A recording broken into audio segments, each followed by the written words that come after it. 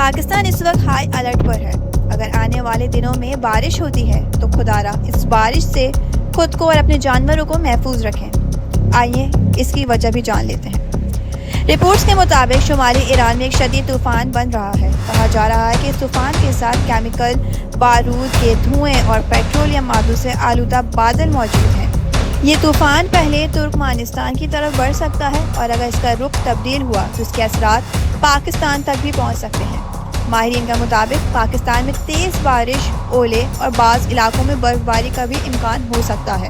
خدشہ ظاہر کیا جا رہا ہے کہ اس بارش میں سلفر اور پیٹرولیم جیسے مضر مادے شامل ہو سکتے ہیں جو انسانوں، جانوروں اور فصلوں کے لیے کافی نقصان دہ ہو سکتے ہیں۔ اس لیے گزارش ہے کہ اگر ایسی بارش ہو تو بلا ضرورت باہر نہ نکلیں۔ خاص طور پر بچوں اور بزرگوں کو گھر کے اندر رکھیں۔ اپنے جانوروں کو بھی محفوظ جگہ پر رکھیں کیونکہ اس کا اثر فصلوں اور مویشیوں پر بھی پڑ سکتا ہے۔ ماہرین کے مطابق اس طرح کی آلودہ بارش جلد اور آنکھوں کے مسائل بھی پیدا کر سکتی ہے۔ اگر سفر کرنا ضروری ہو تو چشمہ اور ماسک کا استعمال کریں۔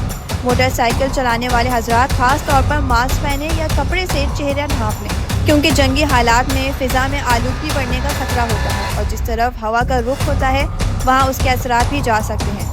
اس لیے احتیاط کریں اور اپنے پیاروں کا بھی خاص خیال رکھیں۔ اللہ تعالی ہم سب کو ہر آفت سے محفوظ رکھے۔